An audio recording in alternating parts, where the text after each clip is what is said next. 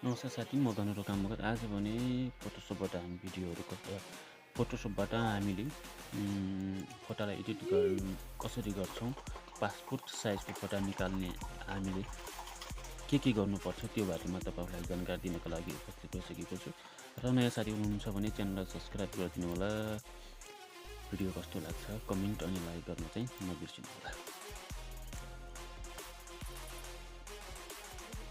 सुरुमा फोटोसपमा जाने, फोटोसपमा गइसकेपछि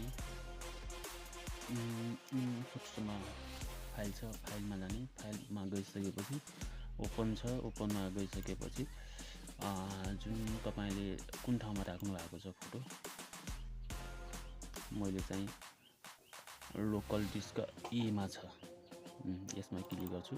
क्लिक गरिसकेपछि फोटो चाहिँ मैले यसमा राखेको छु। यसमा राखिसकेपछि यसमा क्लिक गरेर ओपन गरिदिनु होला। अनि त्यस पछाडि हामीले जुन यो पर्दा छ, यो पर्दालाई चाहिँ अर्को चेन्ज गर्नुपर्ने हुन्छ। त्यसको लागि यसमा क्लिक गर्नु होला। यसमा क्लिक गरिसकेर यसलाई चाहिँ यसरी मिलाउनुपर्छ।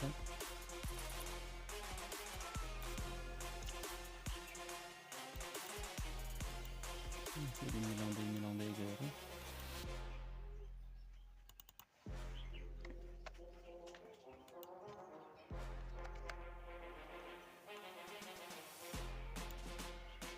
हल्का जुम गर्ने, जुम गरेर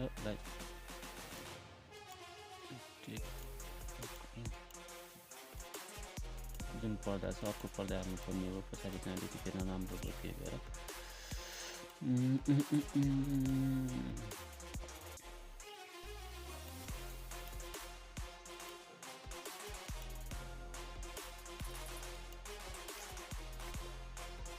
मेरो चाहिँ यो माउसले काम गरिरहेको छैन, त्यही भएर समस्या छ। त्यो पटक कस्तै माउसले काम गर्दैन, माउसले काम गरेको छैन।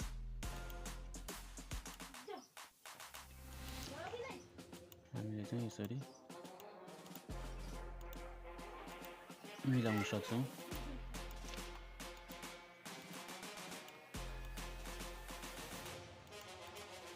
अनि डिलिट हाल्ने,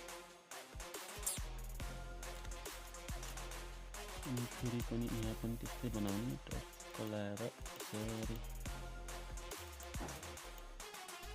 बनाउने।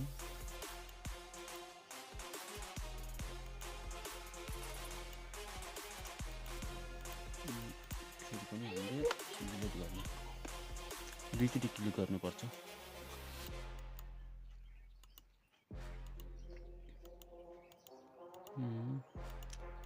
यसरी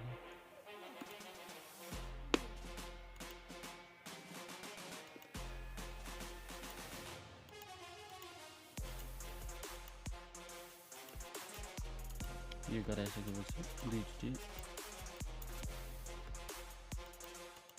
दुईचोटि क्लिक गर्ने अनि डिलिटमा हाल्ने। जुन पछाडि ब्याकग्राउन्ड चेन्ज भइसकेको छ, यसरी गराएर फेरि पनि दुईपटक क्लिक गऱ्यो,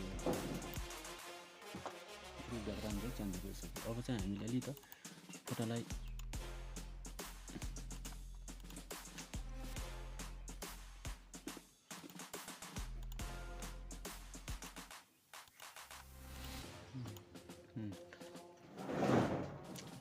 हामीले फोटोलाई हल्का अलिक सेतो बनाउनु पर्ने हुन्छ। सेतो बनाउनको लागि इमेजमा गएर हामीले यसमा गएर हल्का गोरो गराउनुपर्छ। अनि त्यस पछाडि ओके गरिदिनुपर्छ। ओके गरिसकेपछि यो चाहिँ गइसकेपछि अब हामीले यसलाई साइज यसरी बनाउने, यसरी बनाउने। अब तपाईँले कतिमा लिनुभएको छ यो एकैछिन हो। जुन माथि छ 0.4 इन्च अनि त्यस पछाडि 0.5 इन्च अनि 15 साइज यो चाहिँ साइज हो, फोटाको साइज हो।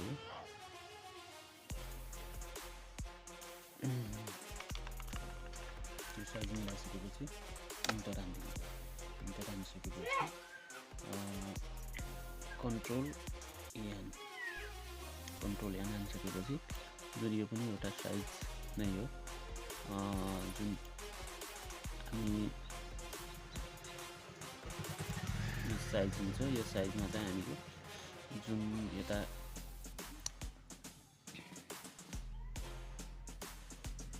साइज हो हामीले कन्ट्रोल ए हानेर ओके गरिदिन सक्छौँ। यो साइज चाहिँ मिलाउनु पर्छ है, यसरी यो साइज चाहिँ मिलाउनु होला। अब हामीले यो फोटालाई चाहिँ यो ठाउँमा ल्याउनु पर्ने हुन्छ। त्यसको लागि यसमा खिचिसकेपछि क्लिक गरेर यसलाई यसरी गराउने अनि यसलाई अल्टरा दबाइराख्नु अनि अल्टरा दबाइराख्नु, फेरि यसरी अनि यसलाई फेरि कन्ट्रोल ई दुईपटक हानिसकेपछि फेरि पनि अल्टरा दबाउने, अल्टरा दबाइसकेपछि ट्याक्क यसरी ल्याउने।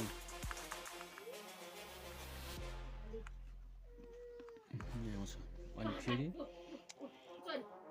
कन्ट्रोल ई हानेर एडिटमा जाने। एडिटमा गइसकेपछि यो फिल छ, फिलको तल स्ट्रोकमा क्लिक गर्ने। क्लिक गरिसकेपछि हामीले जुन छेउछेउमा धर्काहरू अर्थात् यो फोटाको छेउछेउमा कलर गरिदिनुको लागि हामीले अब कुन कलर दिने यो चुज गर्नुपर्छ। मेरो चाहिँ कालो ब्ल्याक नै छ, यसरी गरिसकेपछि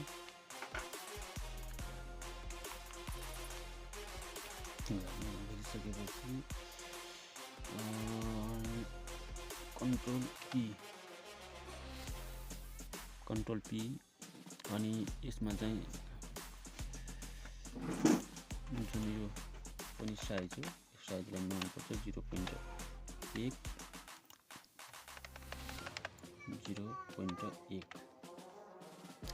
यसमा चाहिँ कति हाल्दा ठिक हुन्छ भन्दा तपाईँको योमा चाहिँ सेटिङ अनुसार पनि हुन्छ। मैले चाहिँ 45 हाल्एको छु। 45 हाल्ने, 45 हालिसकेपछि प्रिन्टरमा क्लिक गरिदिने। क्लिक गरिसकेपछि तपाईँले कुन मेसिनबाट निकाल्नुहुन्छ। मेरो चाहिँ इप्सन 245 हो। यो तपाईँको अन्य कुन छ भने यहाँ चुज गर्नुपर्ने हुन्छ। चुज गरेर तपाईँले ओके गर्नुपर्छ। ल त साथीहरू, आजको भिडियो यति नै भन्नुपर्छ। हामीले चाहिँ आजको भिडियोमा चाहिँ विशेष गरेर जुन फोटोसपबाट